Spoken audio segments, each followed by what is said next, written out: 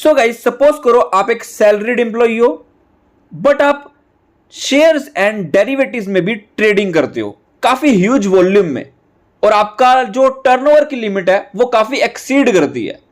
Exceed का मतलब है कि जो टैक्स ऑडिट की लिमिट है उसको क्रॉस करती है। अब रीजन बीइंग आप एक सैलरीड एम्प्लॉई हो, आप ध्यान में नहीं रखते हो कि हमें टैक्स ऑडिट करवानी है, टैक्स ऑडिट भूल जाते हो और आपके ऊपर पेनल्टी लग जाती है मैक्सिमम 1.5 लाख रुपए की। अब असेसिंग ऑफिसर आपके ऊपर पेनल्टी लगाता है। अब आप कोर्ट के पास जाते हो, पिटीशन करते हो, आप रिक्वेस्ट करते हो कि सिंस मैं सैलरीड एम्प्लॉई हूं, मुझे पता नहीं था, तो आप प्लीज मेरे इस रीजन को एक रीजनेबल रीजन मानकर मुझे पेनल्टी मत लगाओ।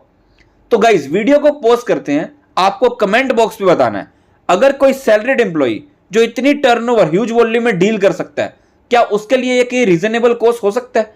तो क्या उनकी ये पेनल्टी डिलीट की जा सकती है? सो वीडियो काफी रेलेवेंट रहने वाली है, ऐसी गलती बिल्कुल नहीं करनी है आपको। सो अगर आप चैनल पे नए आए हो तो चैनल को सब्सक्राइब कर लो, बेल बटन को प्रेस कर लो और वीडियो को लाइक करना मत भूलना, बिकॉज आपका एक लाइक गाइस हमें काफी मोटिवेट करता है ऐसे अपडेट्स टाइमली शेयर करने में। जजमेंट की कॉपी आपको मिल जाएगी मेरे टेलीग्राम में, जाके डाउनलोड कर सकते हो, link is in description. But before that, since we are in the beginning of new financial year and it's the right time for any tax planning, because financial year end के time पर आप only return file करते हो। For maximum tax saving आपको basics of income tax के बारे में पता होना चाहिए। So for this, labour law advisor आपके लिए लेकर आ रहे हैं tax planning for salaried employees course. यहां पर आपको old and new tax regime के बारे में बताया जाएगा, एग्जम्पशंस क्या होती हैं, डिडक्शंस कितनी मिलनी है सैलरी पर, कैपिटल गेन पर कितना टैक्स पे करना है, ऐसे ही काफी क्वेश्चंस आपके इसमें कवर किए जाएंगे।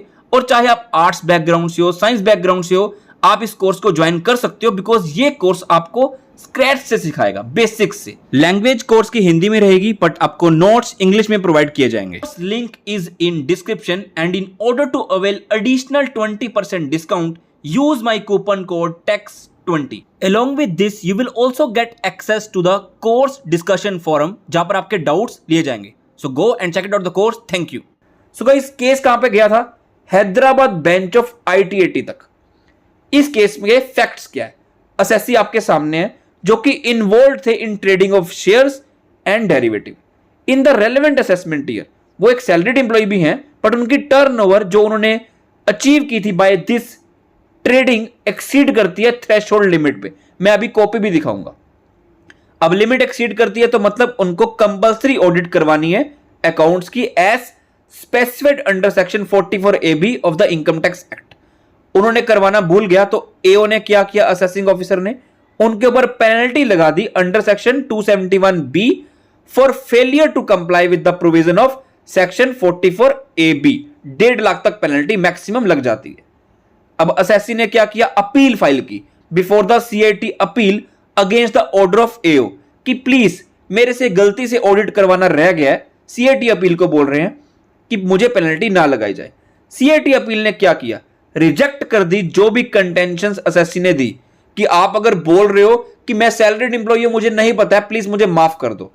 CIT अपील ने बोला आप एक अच्छी कंपनी में काम करते हो, कॉग्निजेंट कंपनी में, तो आप इतनी बड़ी गलती कैसे कर सकते हो? तो इसलिए हम आपको पेनल्टी तो लगाएंगे, आपको ऑडिट करवाना ही था। CIT appeal held that the contentions made by the assessee couldn't be held to be a reasonable cause because section 273B बोलता है कि अगर कोई रीजनेबल रीजन है ना, तो आप टैक्स ऑडिट की अगर आपने नहीं करवाई तो पेनल्टी से बच सकते हो, जो कि सेक्शन 273B में लिखा हुआ है, for withdrawing oblique cancelling the penalty imposed on him. तो इसीलिए CIT अपील भी क्या करती है, असेसी के फेवर में ना देकर एओ के फेवर में डिसीजन लेते हैं। तो अभी असेसी क्या करेगा, ITAT के पास चला जाएगा।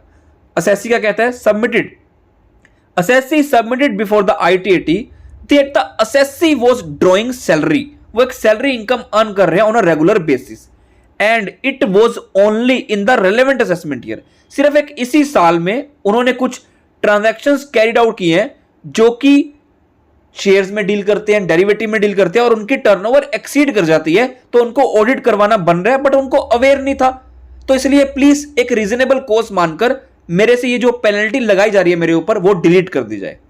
The assessee therefore pleaded ignorance as a reasonable cause, कि मतलब ये जो मैंने गलती से इग्नोर कर दिया है वो एक रीजनेबल कोज मानकर पेनल्टी को डिलीट कर दिया जाए। अब सेक्शन 271B क्या बात करता है?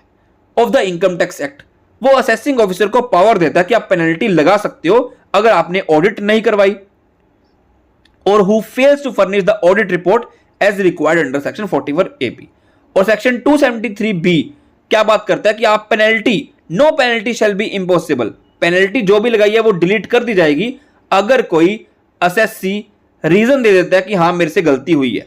बट इग्नोर करना is not a reason under section 44AB। If there was a reasonable cause for the said failure तो रिमूव कर सकते हैं, but ignorance is not a reasonable cause.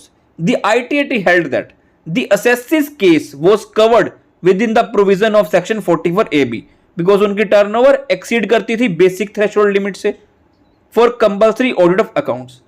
ITAT noted that the assessee had failed to comply with the provision of section 44AB by not preparing the audit report and furnishing it to the AO within time. The ITAT ruled that mere ignorance of law, आपने law को ignore कर दिया, आप बोल दो कि मैं भूल गया, गलती हो गई, तो उसे हम रीजनेबल कॉज नहीं मान सकते कि पेनल्टी डिलीट कर दी जाए। ITAT ने क्या किया? असेसी की अपील को डिसमिस कर दिया और उनके ऊपर पेनल्टी इंपोज कर दिया कि हां आपको पेनल्टी पे करनी पड़ेगी। केस टाइटल आपके सामने है, इसकी कॉपी आपको मेरे टेलीग्राम में मिलेगी, आप देख सकते हो, ये आपके सामने है केस। यहां पर इसमें लगाई गई थी पेनल्टी 1.5 लाख रुपए की अंडर सेक्शन 271B। टर्नओवर आप देख सकते हो, उनकी कितनी टर्नओवर थी? 5,25,25,696 रुपए, और इनको ऑडिट करवानी थी। असेसी कहां पे काम कर रहे थे? कॉग्निजेंट टेक्नोलॉजीज लिमिटेड में। तो ये गलती कैसे हो सकती है? सो आई बिलीव आपको वीडियो काफी रेलेवेंट लगी होगी। वीडियो में कुछ भी अच्छा लगे तो लाइक शेयर करना मत भूलना। Till then goodbye and thank you so much.